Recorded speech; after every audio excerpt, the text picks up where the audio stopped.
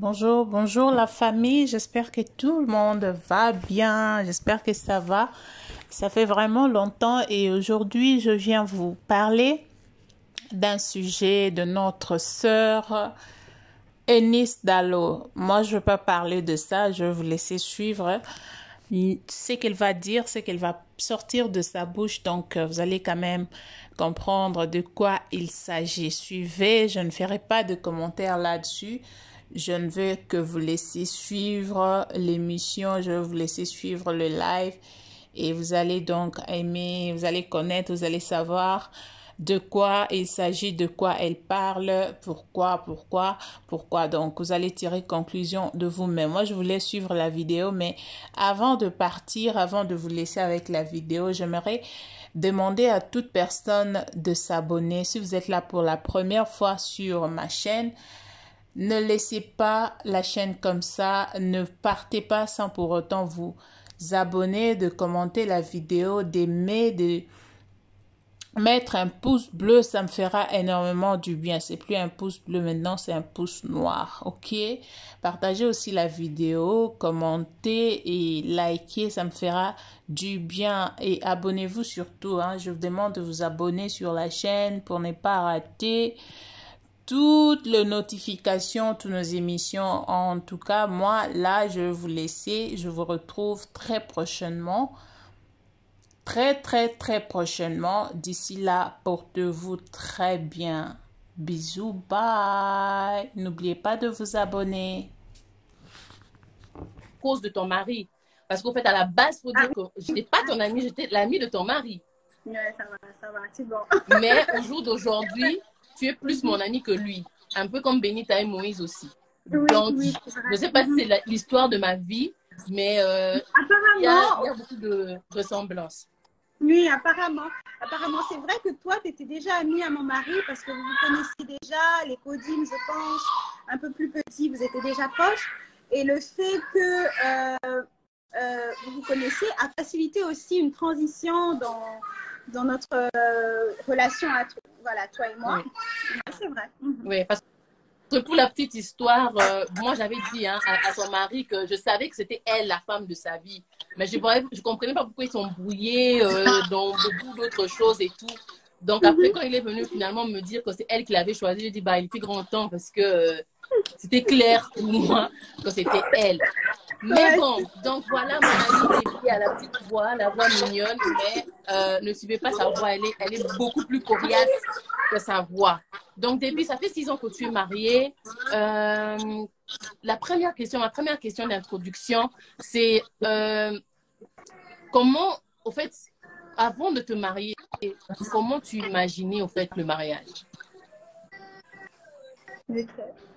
Alors, avant de me marier, je vais d'abord donner une petite anecdote. Je suis vraiment le genre de personne qui aime philosopher, qui aime les films romantiques, qui aime vraiment tout ce qui est à l'eau de rose, tout ce qui est vraiment romantique. Ce qui fait que pour moi, avant de me marier, j'étais dans cette mentalité féerique d'ailleurs. Mais mes collègues de l'auditoire appelaient mon mari Novelas. Pourquoi? Parce que pour moi, mon mari, c'était voilà, le Novelas, le gars qui t'emballe, tout ce qui était romantique. Alors, avant que je puisse vraiment entrer dans le mariage, pour moi, c'était quand on se marie, c'est les fleurs, c'est l'amour tous les jours, c'est l'amour, hein, le sentiment, l'amour tous les jours, c'est les cadeaux presque tous les jours. Il ne faut pas abuser quand même. Mais c'était vraiment un côté assez idyllique comme ça où vraiment on dormait sur des pétales, on se réveille sur des pétales, on se fait des bisous, on se fait un peu tout ça. Pour moi, ça a toujours été ça le sens d'un mariage et voilà, d'un couple. Voilà. Ok. Donc déjà là, on se rend compte au fait que l'image que l'on a de l'extérieur et l'image que l'on a dedans, c'est deux choses différentes. Pas forcément parce que l'image est mauvaise, mais au fait, on a tous des préconçus. C'est un peu comme avant de manger un plat ou avant de se rendre à un endroit, on s'imagine et on se projette au fait à quoi va ressembler l'endroit, ou quel sera le goût de la nourriture. Mais des fois, ce qu'on s'est projeté ou l'image que l'on avait et ce qu'on goûte, c'est deux choses très différentes. Alors, moi, j'aimerais que tu me... Petit moment. D'accord. Là, c'est la maternité. Donc, je vais juste demander au petit d'aller de l'autre côté. Et puis, je reviens. Donc, ok, d'accord. Ouais. Sans problème. T'inquiète pas. Moi aussi, j'ai mon tout petit que je regarde là. Donc, d'accord. Je te comprends. Donc, voilà, comme je disais, il y a toujours une idée ou un concept que l'on a de quelque chose avant d'entrer dans la chose. Et puis, lorsqu'on entre, on se rend compte que c'est différent. Différent ne veut pas forcément dire mauvais. Différent ne veut pas forcément dire que c'est mal, mais différent veut dire différent. C'est comme si, au fait, la première fois avant de manger la glace, tu as peut-être l'idée que ça a le goût de la gaufre. Mais quand tu manges la glace, tu vois que la glace a son goût particulier. C'est pas le goût de la gaufre du tout. C'est un peu comme ça avec le mariage, c'est même comme ça avec l'université ou avec les écoles. Je pense que entre nous, on a déjà changé d'école au moins une fois. Donc, quand on te dit, par exemple, que tu vas changer d'école, tu vas aller à telle école, tu te projettes. Et puis, quand tu arrives là-bas, tu te rends compte au fait que l'image que tu as vue de cette école, c'est pas ce qui est là-bas réellement. Et c'est vraiment comme ça avec le mariage aussi. L'idée n'est pas de diaboliser le mariage, n'est pas aussi de mystifier le mariage ou le rendre glorieux ou idylliser le mariage, mais l'idée c'est vraiment de vous donner les vrais, de vous faire tomber déjà les écailles des yeux. On a eu deux courants de personnes, on a eu des gens qui nous ont fait croire que le mariage c'était comme dans les films où on dort, on se réveille, choubidou, mabadou et tout, et que c'est comme ça. Et puis, on a eu un autre courant des gens qui nous ont fait croire que le mariage, c'était l'enfer, tu vas souffrir. Parce que souvent, je pense qu'au début, tu as déjà aussi reçu cette réponse quand tu dis, avant de te marier, quand tu demandais aux gens, c'est comment le mariage peut être fort, hein? Tu as l'impression que dans le mariage, c'est la guerre, on va se battre ou quoi? Donc voilà, je te laisse continuer. Qu'est-ce que tu aurais voulu savoir avant de te marier? Ok. Bon, en tant que, bon, pour nous qui sommes attachés à l'église, on a ce qu'on appelle, en guillemets, les malongis et tout ça. Et dans les malongis, on prend le temps quand même de nous parler d'un bon nombre de choses. Hein. Donc, pendant les fiançailles, on sait déjà qu'il faut connaître l'aspect financier, l'aspect de la belle famille, l'aspect des relations intimes, vraiment plusieurs choses. Mais si je dois vraiment essayer Déby, quand tu parles de relations intimes ici dans les sessions, il faut que tu dises sexualité parce qu'il y a des personnes qui ne vont pas comprendre. Donc, tu utilises le terme sexualité, moi, c'est clair. C'est clair, d'accord. Donc, voilà. Donc, la sexualité. Alors, c'est vrai qu'au-delà de tout ce qu'on nous dit, vraiment en gros comme ça pour le mariage, c'est beaucoup d'informations qui viennent de partout. Mais vraiment, la chose que moi, j'aurais voulu savoir, ou j'aurais voulu qu'on me le dise, c'est que être heureuse dans un mariage, ça se décide. C'est pas un fait spontané, c'est pas un fait. J'aurais dû avoir mon tchaka-tchaka. C'est pas un fait qui vient d'emblée. C'est pas parce que vous êtes très beau, que vous êtes photogénique. C'est pas parce que vous avez une belle maison, que vous avez tous les moyens financiers. Au fait, c'est vraiment quelque chose qui se décide. J'insiste sur le mot décider parce que ça veut dire qu'en dépit de tout ce qui peut y avoir autour, bon ou mauvais, il faudrait faire un choix de se dire je veux être heureux dans ce mariage. Je veux être heureux. Se réveiller le matin. Très bien. Heureux. Vraiment, moi, j'aurais voulu qu'on me le fasse comprendre pour me dire, parce que je vais vraiment aller dans les détails. Je pense qu'il y aura d'autres questions qui vont venir dans ce sens-là, mais je suis convaincue que quand on entre dans un mariage avec la conception que je travaille pour être heureux, on n'a pas les mêmes attentes et on n'a pas le même positionnement. Donc, on n'est pas assis sur sa chaise en train de se dire aujourd'hui, ça sera magnifique, demain, ça sera magnifique et ça sera magnifique pendant 1000 ans. Mais au fait, quand on se dit que j'entre dans un mariage pour y travailler, je décide d'être heureuse dans ce mariage, alors on y travaille tous les jours. Moi, je dirais qu'en gros, c'est un peu ça. Et y travailler, ça touche tous les aspects. Sexuellement, financièrement, émotionnellement, vraiment, même dans la famille, vraiment, ça touche alors tous les aspects. Voilà un peu. Très bien. Vraiment, c'est que tu as dit, je pense que c'est une conversation que l'on a déjà eue et qu'on a eue encore dernièrement. Je ne vais pas citer le nom de la personne avec qui on a eu cette conversation parce qu'elle sera aussi invitée pour les prochains lives. Mais on était à 3 en train de discuter et je me rappelle, c'était l'été passé où on s'est dit non. En tout cas, vraiment, cette histoire d'attendre l'autre pour être content ou bien d'attendre que, je ne sais pas, que telle situation s'arrange ou que telle chose s'arrange pour que je trouve finalement ma joie, il faut qu'on arrête ça. Parce que vraiment, comme tu as dit, ce qu'il faudrait savoir, et c'est des choses qu'on nous dit pas, on nous parle, on nous prépare financièrement. On nous dit non, pour le mariage, il faut savoir gérer l'argent comme ça, ou il faut savoir, il faut connaître telle chose de la sexualité, il faut vouloir plaire comme ça, il faut vouloir faire ceci ou faire cela. Mais on ne nous dit pas que ta joie se trouve au fait en Dieu et c'est toi-même qui dois créer ta joie. On a tendance à mettre la joie ou comment on dit, à attendre le bonheur venant de l'autre. C'est l'autre qui doit me rendre heureuse. Exactement.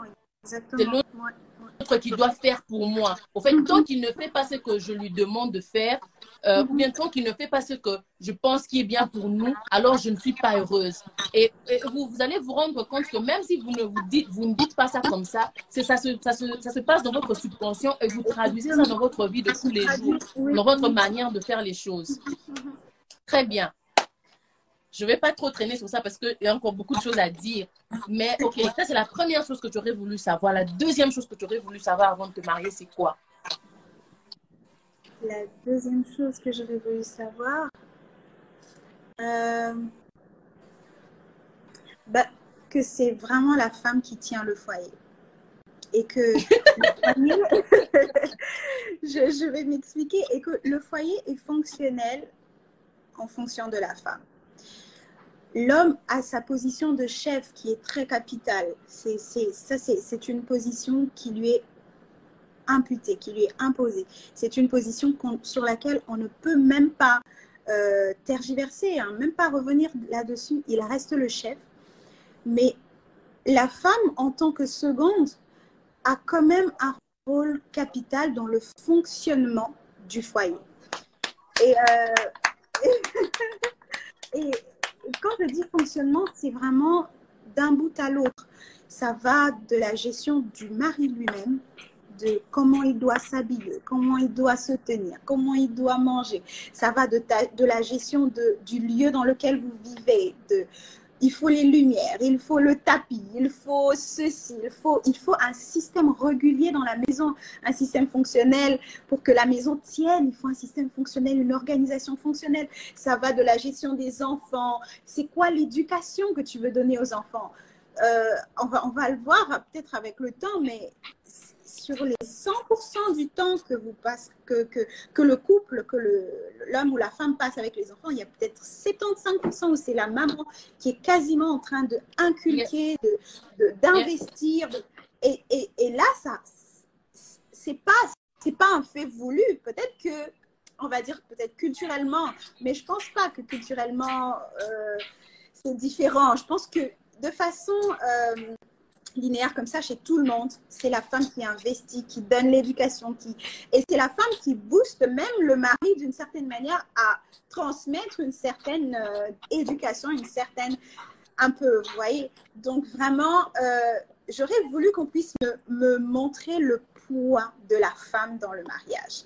On nous dit que la femme, elle est là, elle est l'aide du mari. Oui, je suis son aide, mais moi-même, c'est quoi ma place? Et du fait de ne pas savoir exactement qu'on a une place tellement importante dans le fonctionnement du foyer, des fois, on est laxiste. On se dit, ok, d'accord, c'est pas à moi, c'est le mari qui est le chef, c'est lui qui doit tout faire, c'est lui qui doit penser à ça. Et quand tu ne fais pas ça, tu as l'impression qu'il y a un dérèglement. Alors que si tu entres dans le mariage en te disant, mon rôle est fondamental, autant que son rôle à lui est primordial, mon rôle à moi, il est fondamental. Il permet le fonctionnement, il permet la vie même d'un foyer. Voilà. Ok. Je suis vraiment absolument d'accord avec toi. Enfin, la conversation qu'on est en train d'avoir aujourd'hui, là, c'est une conversation qu'on a plusieurs fois en privé. C'est la première fois qu'on l'a en public. C'est vraiment, comme tu dis, euh, je pense qu'on prépare la femme à, je sais pas comment expliquer, à assumer des tâches sans pour autant l'expliquer la fonction qu'elle a. Je pense que c'est ça. Je pense que c'est bien. Je pense que, en fait, c'est vraiment, il faut que on t'apprend à préparer, on t'apprend à faire les provisions, peut-être, on t'apprend à bien nettoyer, à bien classer les choses et tout, sans pour autant t'expliquer que, au fait, ton rôle, ta fonction, c'est X, Y, Z. Lorsque je connais la fonction, tout ce qui va dériver de cette fonction-là, je vais maîtriser.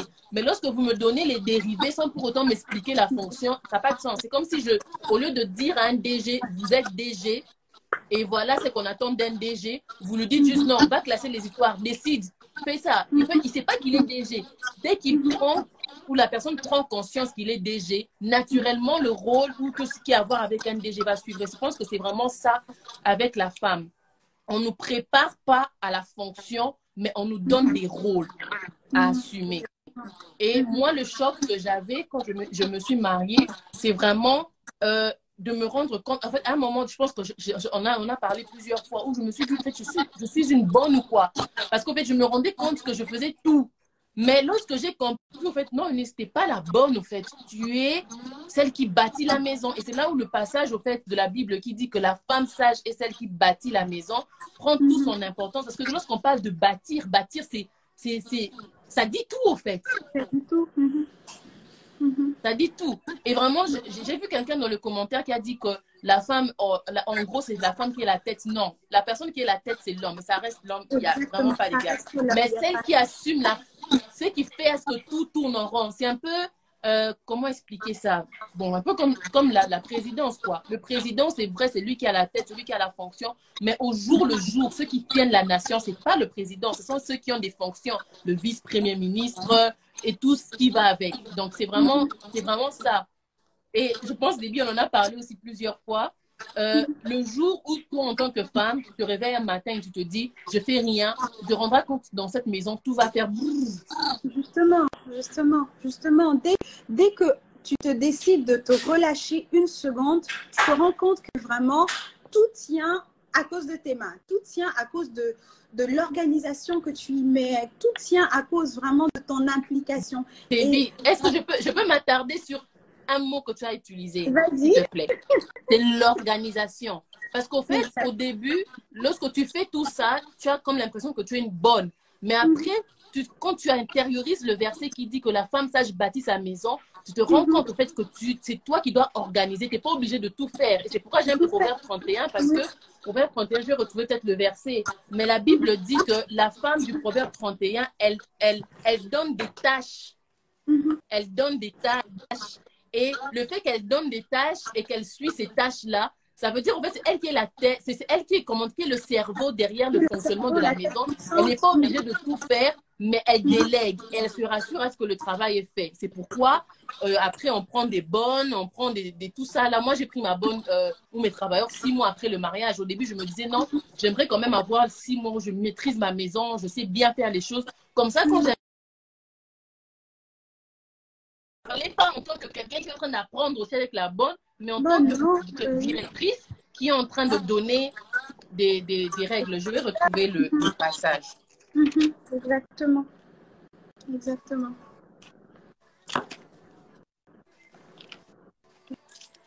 Donc, se mettre à jour par rapport à ça et se dire que on a cette place vraiment fondamentale nous évite beaucoup de choses dans le mariage et parfois nous prépare. Je pense qu'une jeune fille qui quitte la maison de ses parents en se disant c'est moi qui va tenir toute cette maison, c'est à cause de mes efforts, de mon organisation, de mon implication que cette maison va tenir, ça change toute ta mentalité. Que de se dire je veux répondre à des besoins. Oui. Répondre à des besoins, c'est être réactif, mais il faut aller dans une mentalité d'être actif. C'est toi qui engages, c'est toi qui entreprends, c'est toi qui... Vraiment, dans ce sens. Très bien, vraiment, vraiment, c'est ça, parce que tu te rends compte lorsque tu te mets dans la mentalité, ou bien lorsque tu intériorises que tu es une bonne, que c'est toi qui dois tout faire, c'est toi qui dois tout faire, même ta productivité n'est pas bonne. Mais lorsque Exact. vraiment tu te mets dans la place d'une organisatrice, tu fais mieux les choses et même tu es plus à l'aise avec ton rôle et tu aimes beaucoup plus le fait d'être une femme. J'aime ça parce que justement, à un moment donné, en fait, il n'y a rien qui peut te pousser à aimer ça. Tu as l'impression d'être surchargé. Mais quand tu commences vraiment à comprendre ta place, tu apprécies mieux ce que tu fais. Tu apprécies ton rôle dans ce foyer, dans ce couple, que tu n'as pas l'impression que c'est c'est trop te demander, quoi. C'est vraiment ça. Oui. C'est vraiment bien. Tu aimes ce que tu Bien. fais maintenant. Ouais. Parce que même on voit que la femme de Proverbe 31, elle est tout en même temps. Elle gère sa maison, elle est aussi entreprenante parce que la Bible dit, elle réfléchit à un champ, puis elle acquiert, elle fait une plantation avec l'argent qu'elle gagne. Donc ça montre que ce n'est pas juste une femme qui est statique. Sa maison fonctionne très bien. Ses entreprises fonctionnent très bien. Elle est aussi une bonne gestionnaire de ses travailleurs à la maison. Elle sait leur donner des ordres. Elle sait faire ceci. Mais elle dit aussi que son mari la loue. Donc, c'est-à-dire que quand on regarde dans son entreprise en tant qu'entrepreneur, tokos, on la regarde aussi en tant que femme ménagère, comment elle gère sa maison, top. On regarde aussi la manière dont elle est avec son mari, donc ça veut dire la relation intime, sa sexualité, son amour, la romance qu'elle a avec son mari, top.